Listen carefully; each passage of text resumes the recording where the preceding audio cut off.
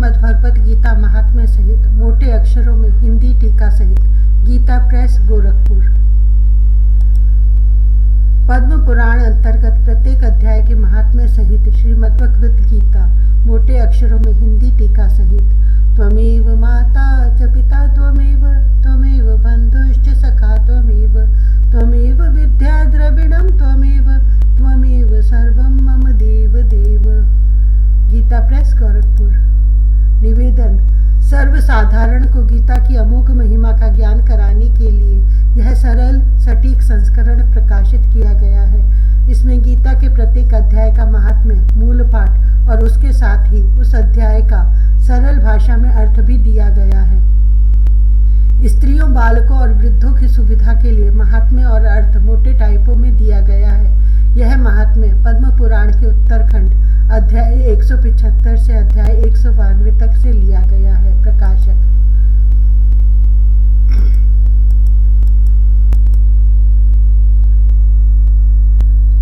आरती।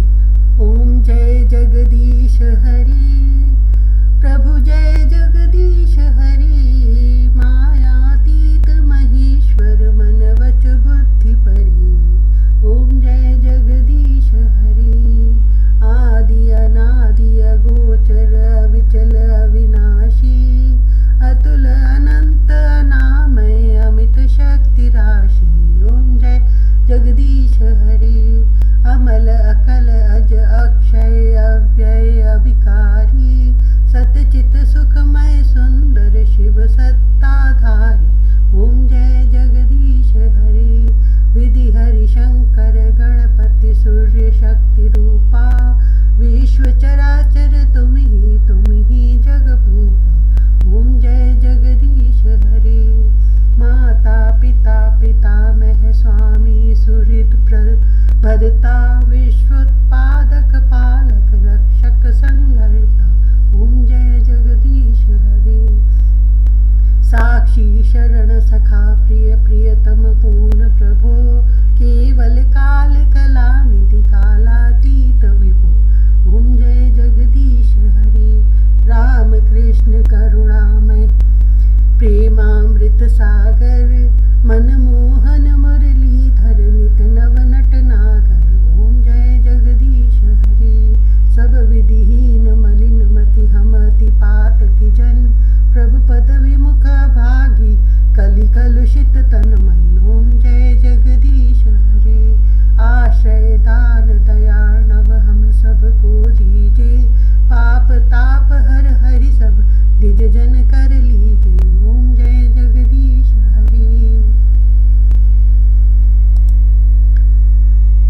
ओम श्री परमात्मने ही नमः। श्रीमद् भगवत गीता के पहले अध्याय का महात्म्य। श्री पार्वती जी ने कहा, भगवान आप सब तत्वों के ज्ञाता हैं। आपकी कृपा से मुझे श्री विष्णु संबंधी नाना प्रकार के धर्म सुनने को मिले जो समस्त लोक का उद्धार करने वाले हैं। देवेश, अब मैं गीता का महात्म्य सुनना चाहती हूँ, जिसका श्रवण करने से श्री हरि में भक्ति बढ़ती है। श्री महादेव जी बोले, जिनका श्री विग्रह अलसी के फूल की भांति श्याम वर्ण का है, पक्षी राज गरुड़ ही जिनके वाहन है, जो अपनी महिमा से कभी च्युत नहीं होते तथा शेष नाग की शैया पर शयन करते हैं, उन भगवान महाविष्णु की हम उपासना करते हैं।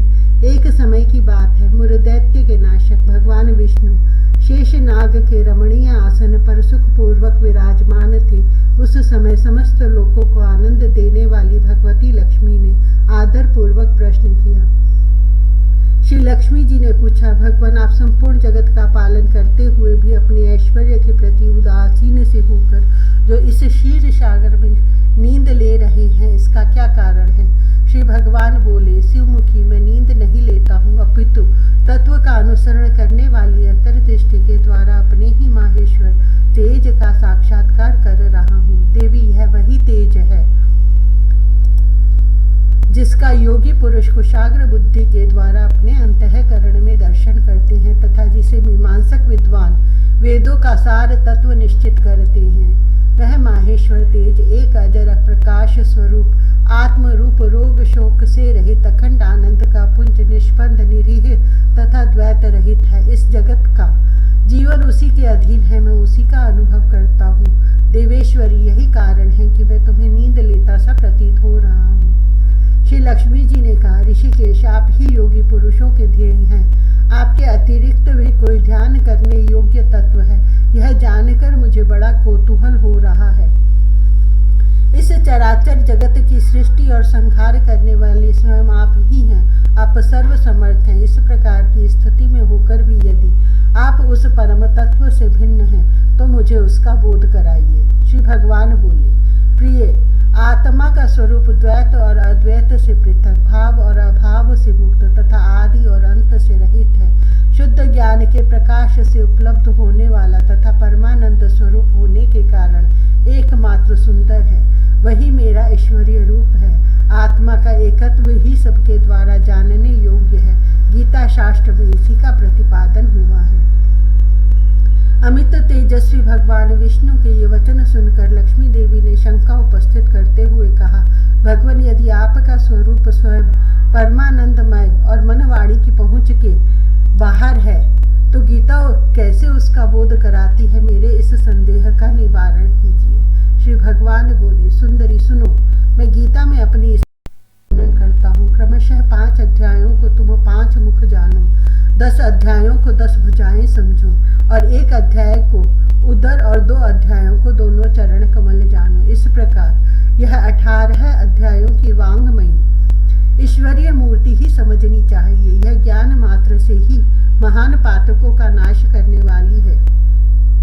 जो उत्तम बुद्धि वाला पुरुष गीता के 1 या आधे अध्याय का अथवा 1 आधे या चौथाई श्लोक का भी प्रतिदिन अभ्यास करता है, वह सुशर्मा के समान मुक्त हो जाता है। श्री लक्ष्मी जी ने पूछा, देव, सुशर्मा कौन था, किस जाति का था और किस कारण से उसकी मुक्ति हुई? श्री भगवान बोले, प्रिय, सुशर्मा बड़ी खोटी बुद्धि का मनुष्य था। पापियों का तो वह शिरोमणि ही था।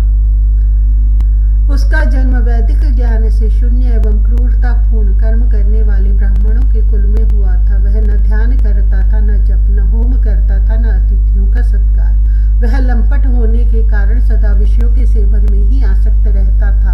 हल जोतता और पत्ते बेचकर जीविका चलाता था। उसे मदिरा पीने का व्यसन था और वह मांस भी खाया करता था। इस प्रकार उसने अपने जीवन का दीर्घ काल व्यतीत कर दिया। एक दिन मूढ़ बुद्धि सुशर्मा पत्ते लाने के लिए किसी ऋषि की वाटिका में घूम रहा था। इसी बीच में काल रूपधारी काले सर्प ने उसे डस लिया। सुशर्मा की मृत्यु हो गई। तदंतर वह अनेक नरकों में जा वहां की यातनाएं भोग कर मर्त्य लोक में लौट आया और वहां बोझ ढोने वाला बैल हुआ। उस समय किसी पंगु ने अपने जीवन को आराम से व्यतीत करने के लिए उसे खरीद लिया। बैल ने अपनी पीठ पर पंगु का भार ढोते हुए बड़े कष्ट से 7-8 वर्ष बिताए। एक दिन पंगु ने किसी ऊंचे स्थान पर बहुत देर तक बड़ी तेजी के साथ उस बैल को घुमाया। इससे वह थक कर बड़े वेग से पृथ्वी पर गिरा और मूर्छित हो गया। उस समय वहां कुतूहलवश आकृष्ट हो बहुत से लोग एकत्रित हो गए। उस जन समुदाय में से किसी पुण्यात्मा व्यक्ति ने उस बैल का कल्याण करने के लिए उसे अपना पुण्य दान किया। तत्पश्चात कुछ दूसरे लोगों ने भी अपने अपने पुण्यों को याद करके उन्हें उसके लिए दान किया। उस भीड़ में एक वैश्या भी खड़ी थी। उसे अपने पुण्य का पता नहीं था, तो भी उसने लोगों की देखा देखी उस बैल के लिए कुछ त्याग दिया। तदंतर यमराज के दूत उस मरे हुए प्राणी को पहले यमपुरी में ले गए। वहां यह विचार कर कि यह वैश्य के दिए हुए पुण्य से पुण्यवान हो गया है, उसे छोड़ दिया गया। फिर वह भूलोक में आकर उत्तम कुल और शील वाले ब्राह्मणों के घर में उत्पन्न हुआ। उस समय भी उसे अपने पूर्व जन्म की बातों का स्मरण बना रहा। बहुत दिनों के बाद अपने अज्ञान को दूर करने वाले कल्याण तत्व का जिज्ञासु होकर वह उस वैश्य के पास गया और उसके दान की बात बतलाते हुए उसने पूछा, तुमने कौन सा पुण्य दान किया था? वैश्य ने उत्तर दिया, वह पिंजरे में बैठा हुआ तोता प्रतिदिन कुछ पढ़ता है, उससे मेरा अंतःकरण पवित्र हो गया है। उसी का पुण्य मैंने तुम्हारे लिए दान किया था। इसके बाद उन दोनों ने तोते से पूछा। तब उस तोते ने अपने पूर्व जन्म का स्मरण करके प्राचीन इतिहास कहना आरंभ किया।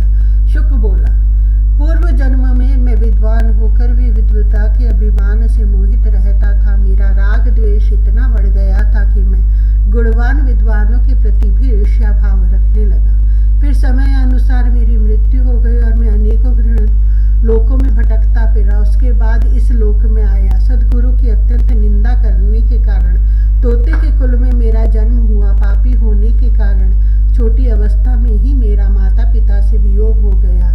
एक दिन मैं ग्रीष्म ऋतु में तपे हुए मार्ग पर पड़ा था।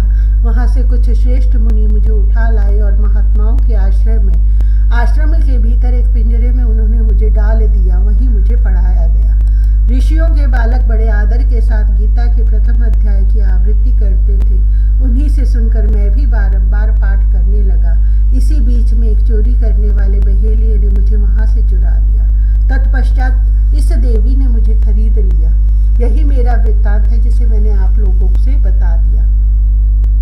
पूर्व काल में मैंने इस प्रथम अध्याय का अभ्यास किया था, जिससे मैंने अपने पाप को दूर किया है। फिर उसी से इस वैश्या का भी अंतःकरण शुद्ध हुआ है और उसी के पुण्य से ये द्विज श्रेष्ठ सुशर्मा भी पाप मुक्त हुए हैं। इस प्रकार परस्पर वार्तालाप और गीता के प्रथम अध्याय के महात्मा की प्रशंसा करके वे तीनों निरंतर अपने अपने घर पर गीता का अभ्यास करने लगे। फिर ज्ञान प्राप्त करके वे मुक्त हो गए। इसलिए जो गीता के प्रथम अध्याय को